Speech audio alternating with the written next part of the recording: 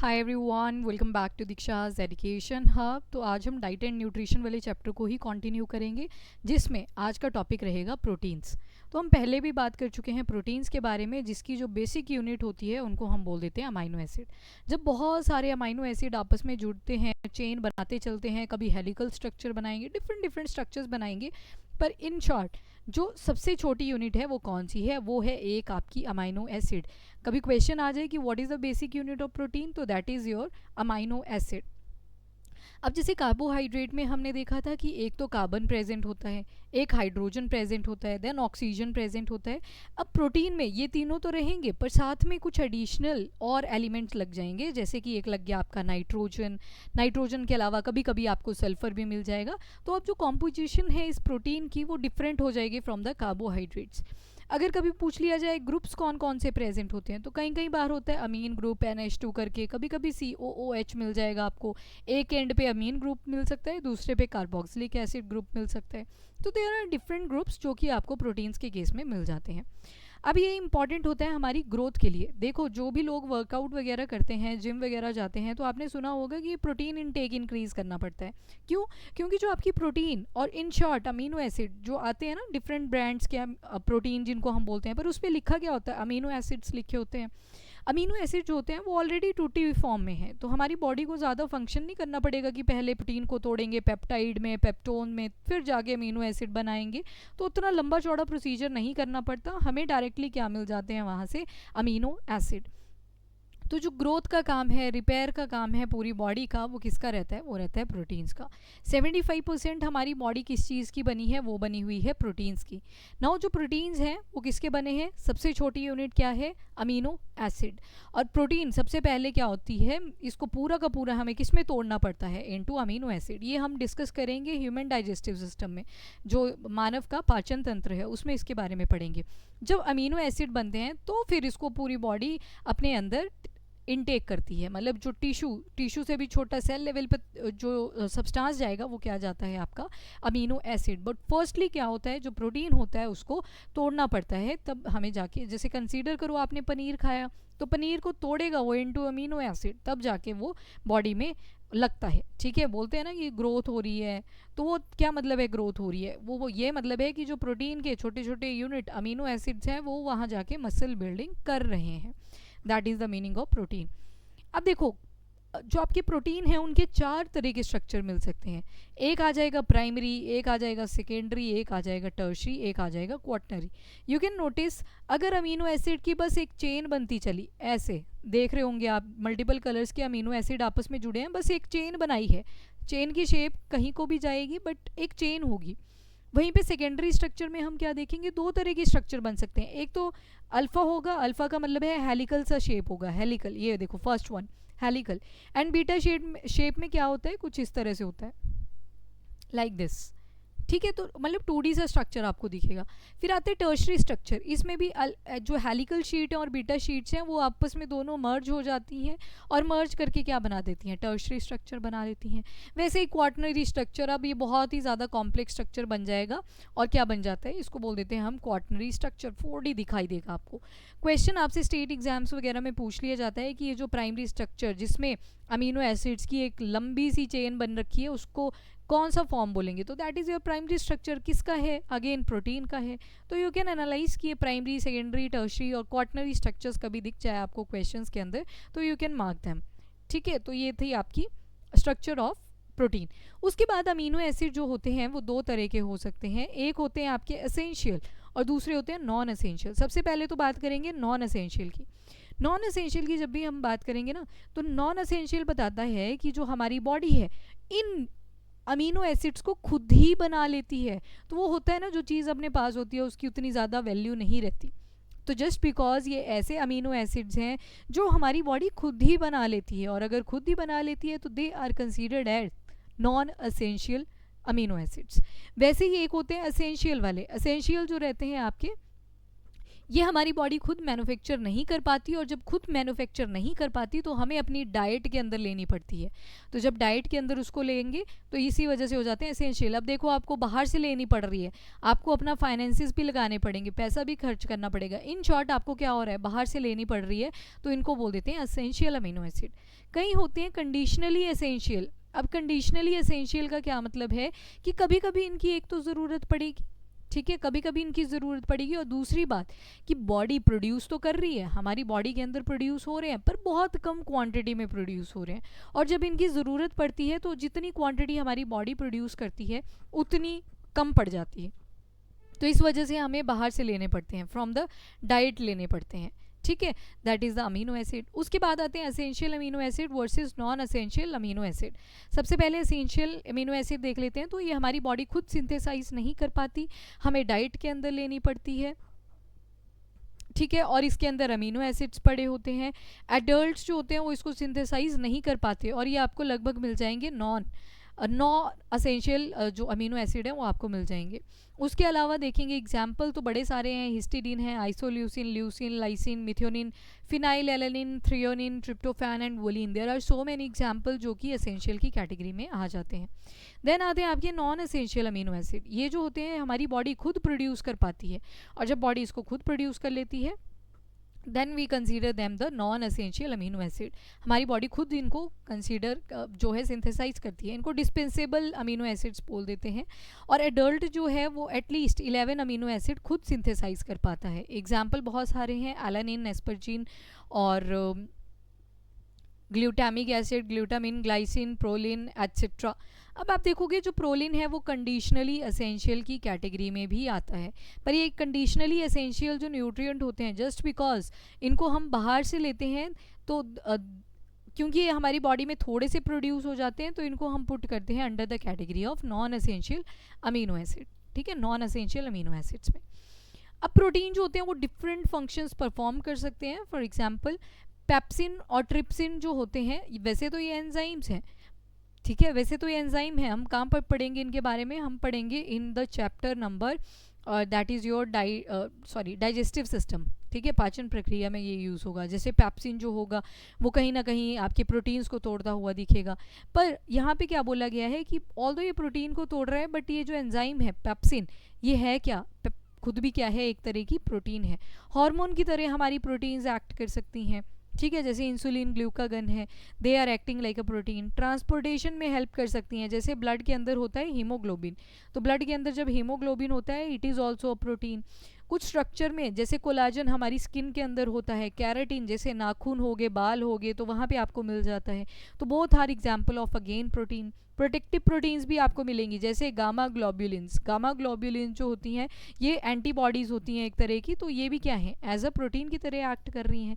कुछ visual proteins हैं जिसमें आ जाएगा, जैसे रोडोऑप्सिन आ जाएगा, आइडोऑप्सिन आ जाएगा, रॉड एंड कोन सेल्स के अंदर आपको ये मिल जाते हैं।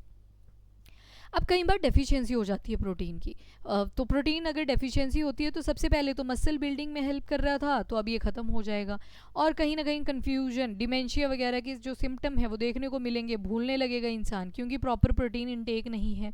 स्लो वुंड हीलिंग, अब रिपेयरिंग में भी तो हेल्प कर रहा था प्रोटीन, तो अगर प्रोटीन की कमी रहेगी तो रिपेयर भी ईजिली नहीं हो पाएगा। इरिटेबिलिटी भी, आपका जो मूड है वो काफ़ी इरिटेटेड सा रहेगा, फ्लूइड रिटेंशन होगी, ब्लोटिंग वगैरह देखने को मिलेगी, और क्रेविंग्स रहेंगी कि ये खाएं वो खाएं, बहुत सारा एसिड, कभी कभी बहुत ज़्यादा एल्कलीन हो जाएगी बॉडी, और इवन सेक्सुअल प्लेजर भी इसमें नहीं आते, लो लिबिडो रहेगा, फटीग हो जाएगी, थक जाएगी बॉडी, मसल को बहुत ज़्यादा वीकनेस आने वाली है, और जो हेयर है वो काफ़ी पतले पड़ जाते हैं, वीक नेल्स, वेट लॉस, ये सारे सिम्टम आपको देखने को मिलते हैं जब प्रोटीन की डेफिशिएंसी हो जाती है बॉडी के अंदर, यानी कि प्रोटीन की कमी हो जाती है बॉडी के अंदर।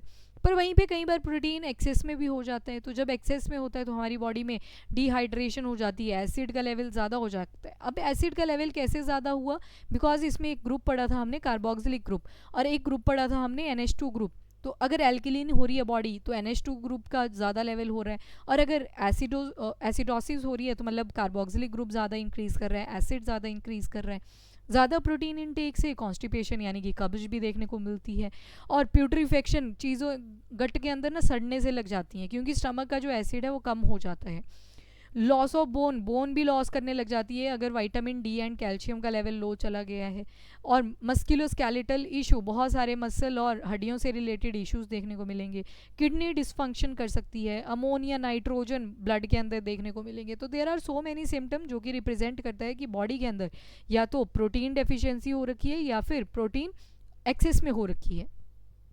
उसके बाद दो और डिजीज़ हैं जिनके बीच में हम डिफरेंसेस देखेंगे, जैसे कि एक है क्वाशियोकर।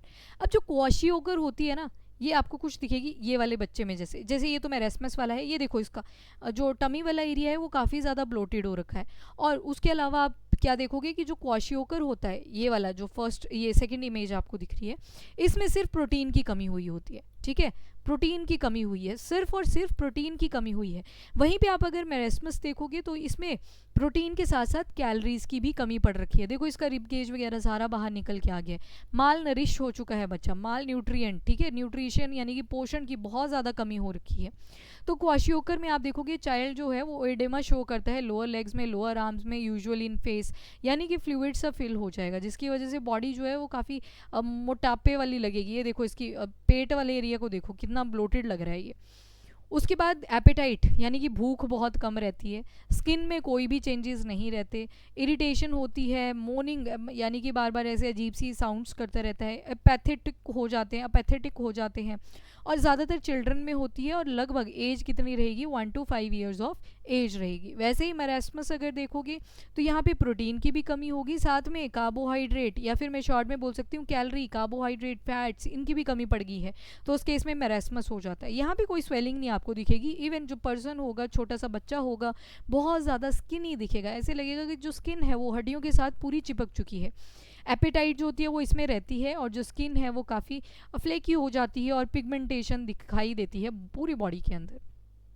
बच्चा यहाँ पे शांति रहता है और ये लगभग शुरू में ही हो जाता है जब इन्फांट होता है, मतलब 6 महीने से पहले ही हो जाता है, ठीक है, up to 1 year of age इतने में हो जाता है, जबकि क्वाशियोकर 1 से लेके 5 ईयर तक कभी भी हो सकता है।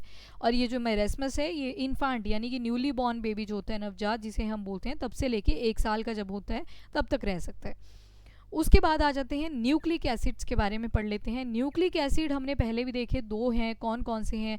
One is your deoxyribose nucleic acid, दूसरा है आपका राइबो न्यूक्लिक एसिड। देखो इसके स्ट्रक्चर को ऑब्जर्व करना, ये आपके राइबोज शुगर का स्ट्रक्चर है और यहाँ भी आपके डीऑक्सीराइबोज का शुगर का स्ट्रक्चर है। डीऑक्सी को पहले तो 2 शब्दों में तोड़ो, देखो डी और ऑक्सी, डी का मतलब है कोई चीज़ रिमूव हो रही है, और अगर यहाँ पे डाई होता डी आई तो उसका मतलब होता कि 2 चीज़ों की बात हो रही है, पर यहाँ पे क्या लिखा है? डी ई लिखा है, और डी ई का क्या मतलब होता है कि कोई चीज़ यहाँ से रिमूव हो रही है। साथ में क्या रिमूव हो रहा है? तो ऑक्सीजन रिमूव हो रही है। नाउ 1 बाय 1 देख लेते हैं। यहाँ पे देखो पहले तो राइबोज में CH2 है ना, सेम डीऑक्सी में भी CH2 मिल जाएगा आपको। यहाँ पे आपको राइबोज के केस में हाइड्रोजन मिलेगा, यहाँ पे भी आपको हाइड्रोजन मिलेगा। ऊपर ऑक्सीजन है, डीऑक्सी राइबोज के केस में भी ऑक्सीजन है, यहाँ पे हाइड्रोजन है, यहाँ पे भी हाइड्रोजन है, यहाँ पे OH है, यहाँ पे भी OH है, यहाँ पे हाइड्रोजन है और यहाँ पे भी हाइड्रोजन है, साइड में हाइड्रोजन है, यहाँ पे भी हाइड्रोजन है। पर यहाँ पे नोटिस करना, यहाँ पे एक OH है जबकि यहाँ पे सिर्फ H है, यानी कि इस ग्रुप से जो ऑक्सीजन एलिमेंट है वो रिमूव हो चुका है। इसी वजह से एक ऑक्सीजन के निकलने पे जो स्ट्रक्चर बनता है वो क्या बन जाता है? वो बन जाता है आपका डीऑक्सीराइबोज स्ट्रक्चर। तो डीएनए का स्ट्रक्चर जो होता है वो आपको डबल हेलिकल स्ट्रक्चर मिलेगा, और वहीं पे आप आरएनए अगर देखोगे तो सिंगल ऐसे स्ट्रैंड बनी हुई है, सिंगल वाली, दैट इज योर आरएनए। अब दोनों के अंदर नाइट्रोजिनस बेसिस भी देखने को मिलेंगे। नाइट्रोजिनस बेसिस क्या क्या थे?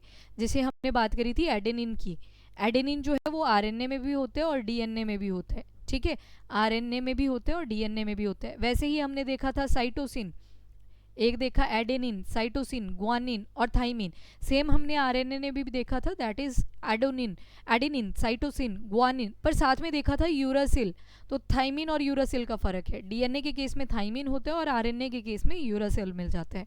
बाकी फॉस्फेट ग्रुप यहाँ पे भी हमें मिल रहा है, यहाँ पे भी मिल रहा है, दोनों के केस में है। शुगर दोनों में है, पर एक की शुगर का नाम राइबोज शुगर है और दूसरी के शुगर का नाम क्या आ जाता है? डीऑक्सीराइबोज है, ठीक है।